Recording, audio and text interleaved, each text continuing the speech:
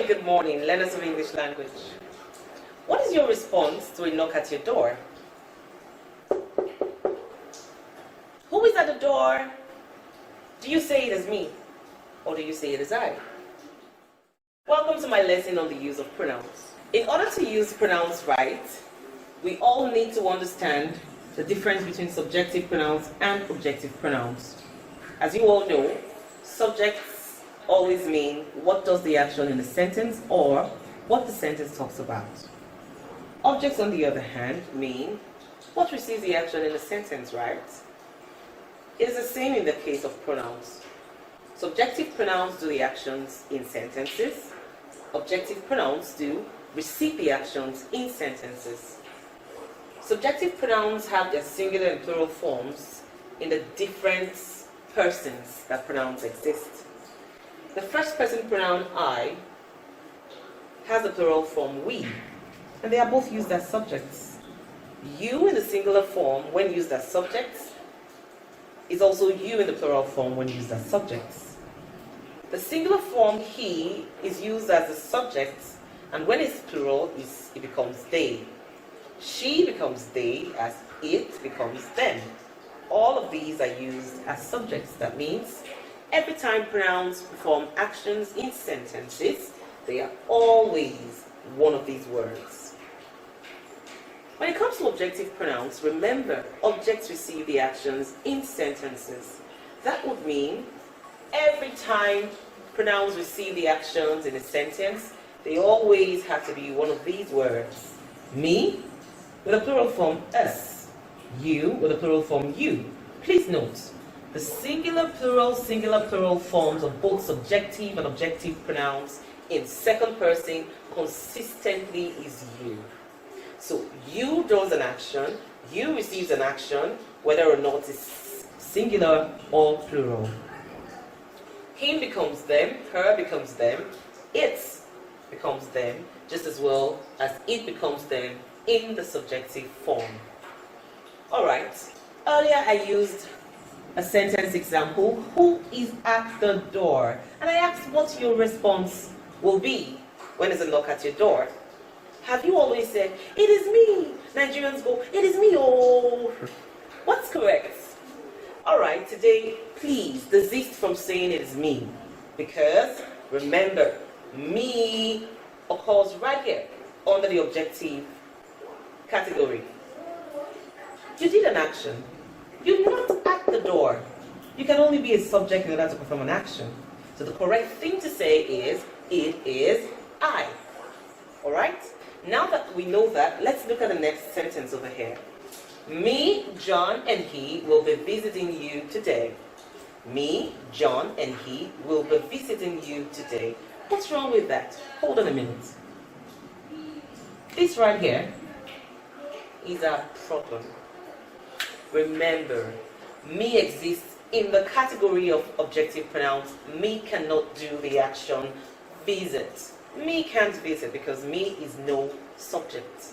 The correct thing to say would have been, John, he, and I will be visiting you today. Take note, I use the first person I. Every time I goes with other subject in a sentence, it comes last on the list in the sentence. So the correct thing to have been said would be, John, he, and I will be visiting you today. Now that's a little part, a snippet of what we're doing today. The 5-finger rule of pronoun usage. Learners, it is important that you have the 5 rules of pronoun usage. They need to always be with you at every point you're asked. Rule number 1, use subjective pronouns before verbs. Remember, the verb in this sentence is visiting. In order to have the right choice of pronouns, remember, all of the pronouns here come before the verb. So the only pronoun you are allowed to use in that sentence, like I said, must be subjective. He is a subject, that's why it was correct. This was our problem because it was objective. So always use subjective pronouns before verbs. Here is an example. Either he or him. Either he, him. It means we have to make a choice between both. either he, him, or she, her can do the job.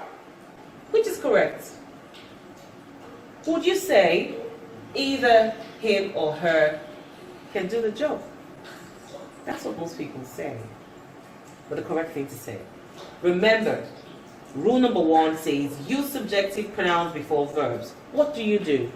When a sentence is thrown at you and you're supposed to make a choice of the correct pronoun, do me a favor, the first thing to do is find the position of your verb.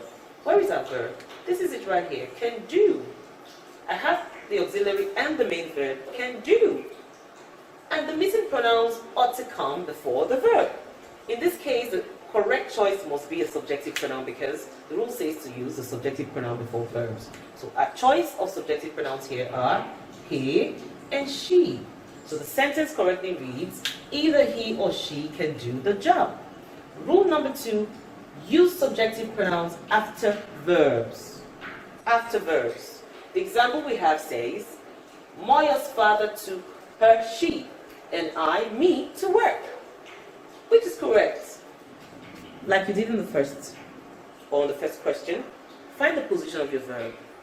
Always, when questions on pronoun usage are thrown at you, first things first, find the position of your verbs. Alright? When you've eliminated the possibility of rule number 1 or 2 being active in such questions, then you know if you have to make choices amongst the other rules of pronoun usage. Rule number 2, use objective pronouns after verbs. What are the objective pronouns here? Her and me. So the question correctly reads, Moya's father took her and me to work. Remember, the subject of this sentence is Moya's father. So we already have a subject. We don't need another subject after the verb because the verb needs to be transferred to an object. Rule number 3, use subjective pronouns when making comparison. I hear it a lot. I hear people make comparisons all the time using objective pronouns. You have been doing that wrongly. For instance, you often say, I am taller than her. She's bigger than me. No, both are wrong sentences. Wrong use of pronouns right there. Whenever you make comparisons using qualities like tall, short, other instances of adjectives, you must use subjective pronouns. Remember that. Remember that. So, use subjective pronouns when making comparison. For instance, I, me, am taller than him, she. The choices here that are subjective are I and she. The sentence will correctly read, I am taller than she. Does that sound odd? Most students think it sounds odd, but please correct your usage henceforth. Rule number 4, use objective pronouns after prepositions. For instance, there was an agreement between you and I, me. There was an agreement between you and I, me. Which is the correct choice to make here? Here is our preposition between. The rule says after a preposition, use an objective pronoun, and here is a choice that's objective. So the correct sentence will read, there was an agreement between you and me. Do it for you and me. Do it for you and her, not you and I. No, because for is a preposition as well. So after a preposition, always remember to use an objective pronoun. Rule number 5 and the last rule. It says, use subjective pronouns when your pronoun acts as a complement. Remember when you get to say the girl is fine, the girl is fine. Fine suggests the same entity as the girl. That's why we say fine complements the girl. In same light, in this sentence, it was he, him, who wrote that letter to Ofori and I, me. The key words here are, it was. As a matter of fact, both words are a pointer to the use of rule number 5. Whenever you see it was or it seems, you have to have your signals up and running. There's a possibility there that you may need to put to use rule number 5. It was he, him. In this context, he and it are both same entity. What do I mean by that? It represents he, just as he is the same as the word it. The it is the he is the it. Do you get that? So that means it is complemented by the pronoun he. Whenever you need to make compliments, please use a subjective pronoun. So the correct thing to use here is he. Whenever you see it was, it seems, please use subjective pronouns after those words. So it was he who wrote that letter to Ofori and. Now, the second choice here has nothing to do with rule number 5.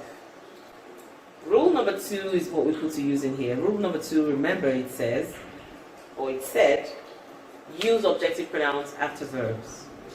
It was he who wrote that letter to wrote. This is the receiver of the action wrote. So after the verb, my choice becomes an objective pronouns.